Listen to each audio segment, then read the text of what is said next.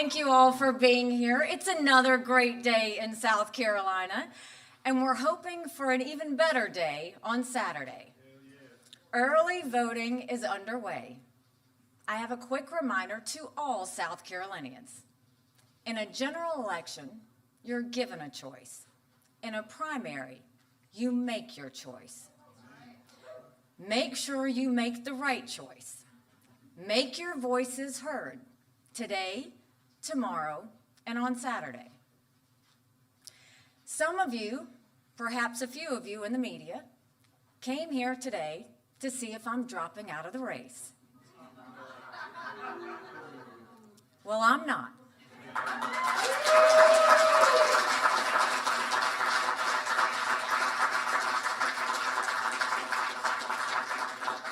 Far from it, and I'm here to tell you why.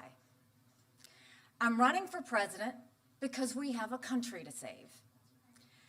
Since the start of my campaign, I've been focused on the real issues our country faces, the ones that determine whether America will thrive or spiral out. I'm talking about the millions of students who don't know how to read or do basic math, the families who can't afford groceries, much less a first home, the total lawlessness on our southern border. I'm talking about the murders in our cities, the fentanyl on our streets, the children who've been killed in their mom's car by stray bullets. And I'm talking about the American weakness that led to wars in Europe and the Middle East, and the urgent need to restore our strength before war spreads and draws America further in. These are the challenges I'm here to tackle. But instead of focusing on how to make America stronger tomorrow, some people want to know if I'm going to cave today. We've all heard the calls for me to drop out. We all know where they're coming from. The political elite, the party bosses, the cheerleaders in the commentator world. The argument is familiar. They say I haven't won a state, that my path to victory is slim. They point to the primary polls and say I'm only delaying the inevitable.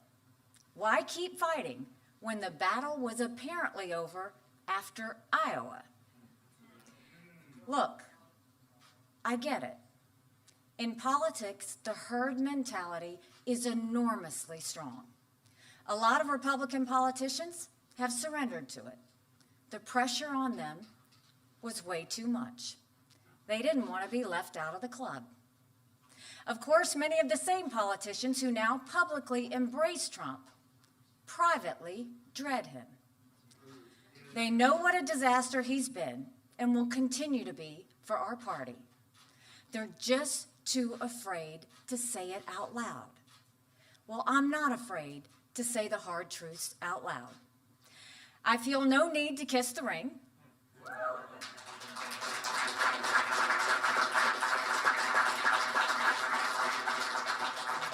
I have no fear of Trump's retribution.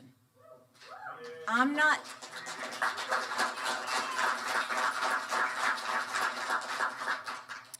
looking for anything from him. My own political future is of zero concern. So I hear what the political class says, but I hear from the American people too. I've heard from a retired Army medic who looked evil in the eye when he says we're headed toward disaster, that American lives are on the line. He knows what he's talking about. He knows we can't afford more of the same. That's why he told me to give him hell.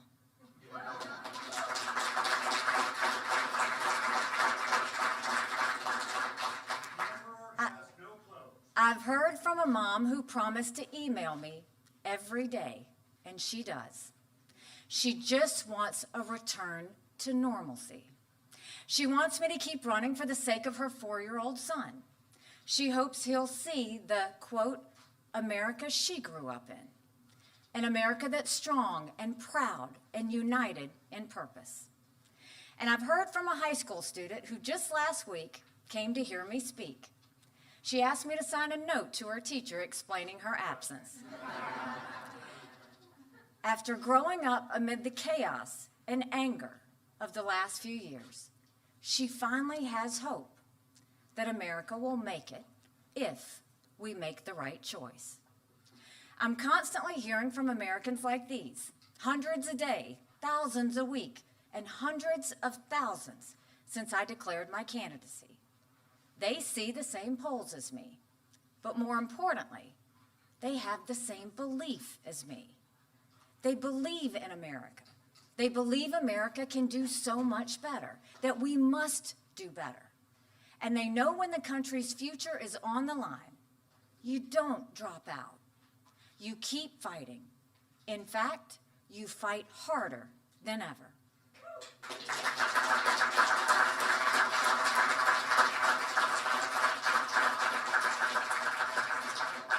That's why I refuse to quit. South Carolina will vote on Saturday, but on Sunday, I'll still be running for president. I'm not going anywhere.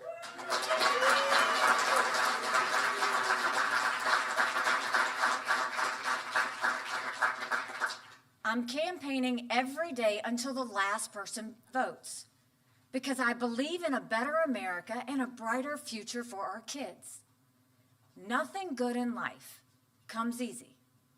I'm willing to take the cuts, the bruises, and the name-calling because the only way you get to the blessing is by going through the pain.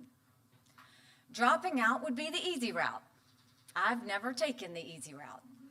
I've been the underdog in every race I've ever run. I've always been David, taking on Goliath. And like David, I'm not just fighting someone bigger than me.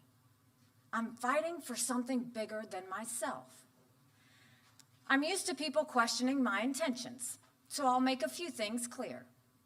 Some people used to say I was running because I really wanted to be vice president. I think I've pretty well settled that question.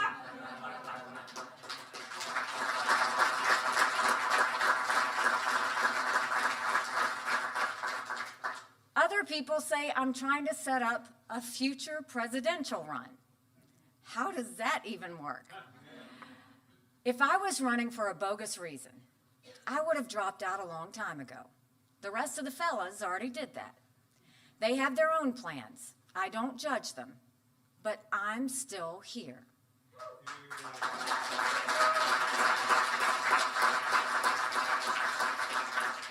I'm fighting for what I know is right, and I don't care what the party leaders and political elites want.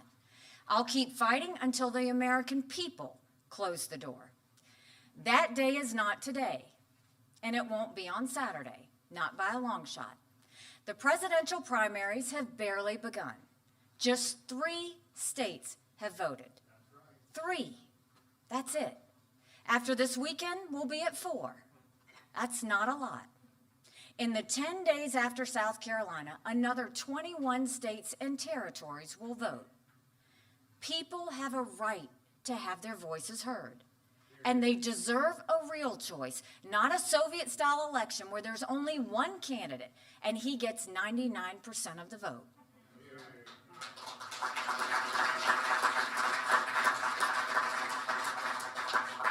We don't anoint kings in this country. We have elections. And Donald Trump, of all people, should know we don't rig elections.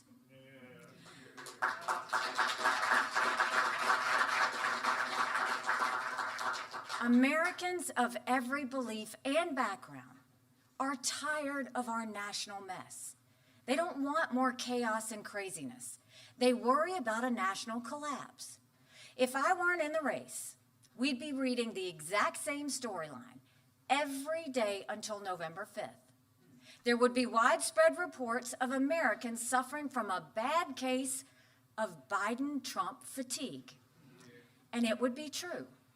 A stunning 70% of the country doesn't want a Biden-Trump rematch. The majority of Americans don't just dislike one candidate, they dislike both. As a country, we've never seen such dissatisfaction with the leading candidates. We've never had so many Americans mired in pessimism and division. We still have a chance to restore their faith. I will fight as long as that chance exists. Now, I know what Donald Trump is saying. He wants an election with no opponent. But that's not what the voters are saying. Despite being a de facto incumbent, Donald Trump lost 49% of the vote in Iowa. In New Hampshire, Trump lost 46% of the vote. That's not good. We're talking about almost half of our voters. What does it say about an incumbent who's losing nearly half of his party? It spells disaster in November. We shouldn't silence those voters like Trump wants. They have the right to keep speaking out. Trump sees this. That's why he and his allies are now trying a different tack. They're saying, I'm helping Joe Biden by staying in. Let's unpack that for a second. First things first, Joe Biden is doing more damage to himself than any Republican ever could.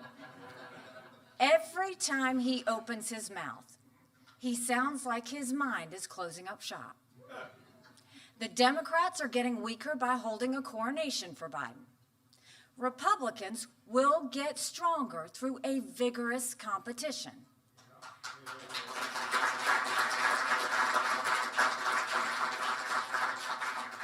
We have plenty of time to hash this out. If the race ended today, we would have the longest general election in history. There are still 8.5 months before Election Day. Do we really want to spend every day from now until November watching America's two most disliked politicians duke it out? No sane person wants that. But there's another reason Trump is wrong. At the end of the day, the only candidate who's helping Joe Biden is Donald Trump. Because Trump is the only Republican Biden can beat. The Democrats know it. They don't even try and conceal it. They don't even try to conceal the glee at the prospect of running against Trump. They want to win. So they want the guy they've already beaten time and again. Trump knows it too, but he won't admit it. True to form, he's taking out his anger on others. He's getting meaner and more offensive by the day. He's trying to bully me and anyone who supports me. He says they'll be barred from MAGA permanently. That's not the way you win elections. Well, I've dealt with bullies my entire life. They don't intimidate me. They only motivate me further. And I've never met a bully I couldn't take on.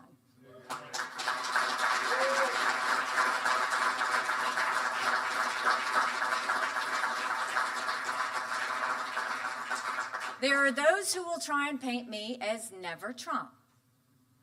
That's not who I am, never have been. I supported Trump in 2016 and in 2020. I was proud to serve America in his cabinet. My purpose has never been to stop Trump at all costs. Like most Americans, I have a handful of serious concerns about the former president. But I have countless serious concerns about the current president.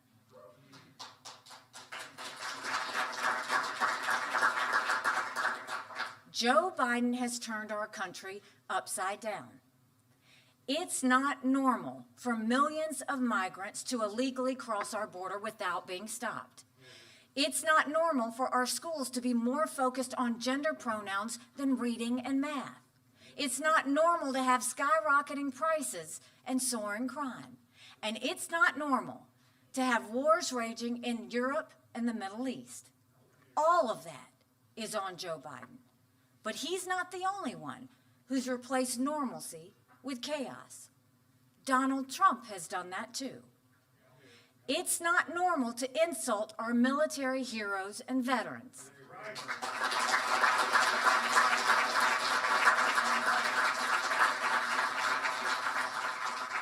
It's not normal to spend $50 million in campaign contributions on personal court cases. It's not normal to threaten people who back your opponent. And it's not normal to call on Russia to invade NATO countries. Donald Trump has done all of that and more in just the past month. Look, I've said it many times. I think Donald Trump was the right president at the right time. But times change, and so has Trump. He's gotten more unstable and unhinged. He spends more time in courtrooms than he does on the campaign trail. He refuses to debate. He's completely distracted, and everything is about him. He's so obsessed with his own demons from the past, he can't focus on delivering the future Americans deserve. We have two hugely flawed candidates in Biden and Trump. Americans know it. They've been saying it for years, and we all know why. Trump and Biden are two old men who are only getting older. Nearly 60% of Americans say Trump and Biden are both too old to be president, because they are. We've all seen them fumble their words and get confused about world leaders. That's not who you want in the Oval Office when Russia launches a nuclear weapon at our satellites or China shuts down our electricity grid. We're talking about the most demanding job in human history. You don't give it to someone who's at risk of dementia. You give it to someone who's disciplined, someone who can work day and night for 8 straight years. No vendettas, no drama, just results.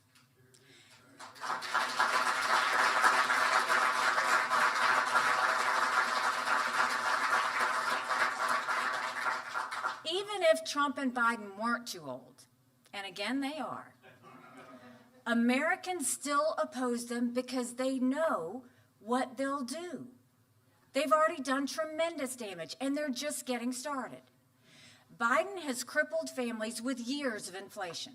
He's put welfare over work and doled out more corporate welfare than any president ever. Meanwhile, Trump added more to the national debt than any president in history. And it wasn't because of COVID, no matter how many times he tries that excuse. Now he wants to put a 10% tax hike on every single American. Just like Biden, Trump will devastate families and destroy good-paying jobs. We need to shift our economy into overdrive, not reverse. Most importantly, we need a president who protects America. Biden has failed this basic duty. As commander-in-chief, he tried to cut the military. He's made us weaker while our enemies get stronger. He withdrew from Afghanistan in a way that encouraged our enemies to do whatever they want. 3 years later, Russia has invaded Ukraine. Hamas has murdered Israeli women and children in their beds. China is launching unprecedented cyber attacks on American infrastructure. Iran is killing American soldiers. At the same time, Donald Trump has plenty of his own problems on national security. He's all but said he's going to abandon Ukraine. That's a massive gift to Vladimir Putin. Now Trump is inviting Putin to invade NATO countries. Those are the same countries that stood with us after September 11th. Of course we should ask them to pay more. We should demand it. But abandoning them will only bring more war. Putin is already planning his next move. He's eyeing our allies in the Baltics. A Russian attack would put America at war. Russia isn't the only country that smells blood in the water. When the dictators in Iran, North Korea, and communist China see America step back, they rush into the breach. They think America's time has passed, and their time has come. The truth is, Americans already know what Joe Biden and Donald Trump will do, but we're just as concerned with who they are. They're dividers at a time when America desperately, urgently needs a uniter. All they do is turn us against each other. Trump calls his fellow Americans vermin. Biden calls his fellow Americans fascist. Trump and Biden don't just demand that people pick sides. They demand that their followers hate the other side. Look where that's gotten us. Congress is too divided and broken to do its job. Families won't even talk to each other at the dinner table. We're separating into opposing camps that view each other as un-American, if not downright evil. These are dangerous times. The most important thing we can do is regain our focus and shared sense of purpose. The worst thing we can do is become even more distracted and divided. The reason I'm running, the reason I continue to run, is to remind everyone what it means to be an American. I'm the proud daughter of legal immigrants. I grew up as a brown girl in a black and white world.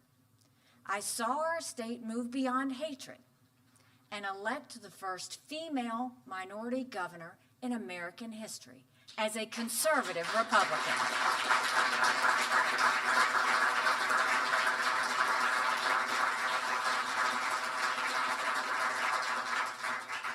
And in just a few days, my parents are going to cast their vote for their daughter for President of the United States.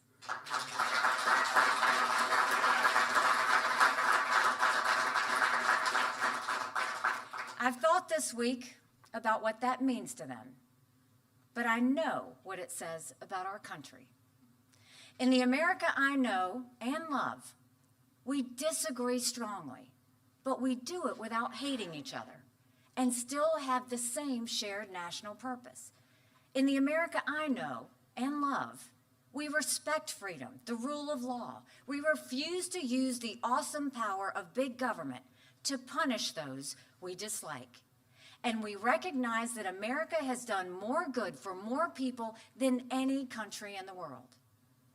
It's not America first to withdraw from the world. It's not America first to praise dictators who want to kill Americans. It's not America first to bankrupt Social Security by doing nothing to fix it. And in fact, it's America last to keep losing one election after another to the socialist left. That's what we get with Donald Trump. I'm running for president to restore a country that's strong and proud. That is why I will stay in the race after South Carolina votes. And to my beloved fellow South Carolinians, I ask that you stand with me. Stand with your family, friends, and neighbors. See the America I see. And remember that we can still unite and move forward together, not with anger, not with fear, but with faith and hope, like we've done before. Let's finally leave the past behind, and let's forge a new American future.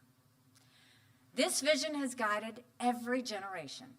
It summoned me to serve as governor of this great state and as ambassador for the greatest country in the world.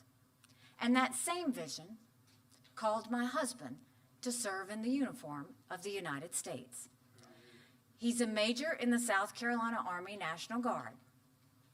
As I prepare for what lies ahead, Michael is at the forefront of my mind.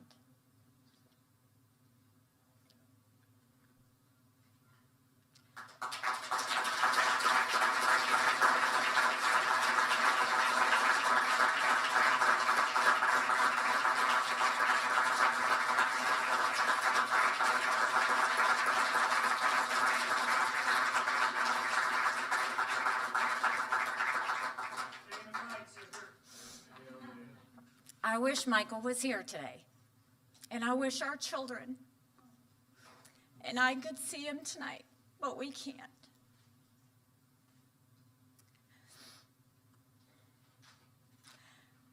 He's serving on the other side of the world, where conflict is the norm, where terrorists hide among the innocent, where Iran's terrorist proxies are now attacking American troops. This is Michael's second deployment. It was hard for us to say goodbye to him the first time when he deployed to Afghanistan. It was even harder last summer when he deployed to Africa. As every military family knows, when a loved one deploys, we start the year-long prayer. It's a prayer for their safety more than anything else, but it's also a prayer of gratitude. The kids and I know why Michael went. He stepped up to keep us safe, and not just us. He stepped up to defend our nation's freedom and our way of life. Michael is fighting for the country he loves. So are all of his brothers and sisters in arms wherever they're stationed in this dangerous world. They have made their stand because America is worth fighting and even dying for. Now I will continue to make my stand because America is worth living for. Thank you. God bless you. God bless South Carolina, and God bless America.